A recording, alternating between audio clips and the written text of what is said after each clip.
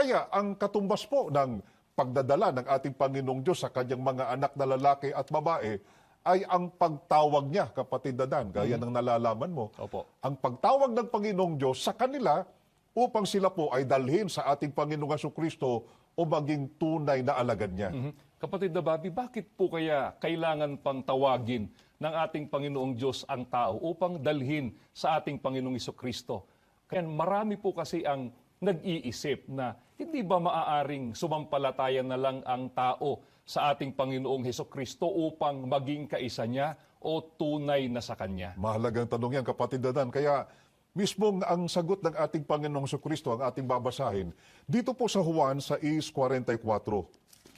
Walang taong makalalapit sa akin, maliban ng ang amang nagsugo sa akin, ang sa kanya'y magdala sa akin at siya'y aking ibabangon sa huling araw.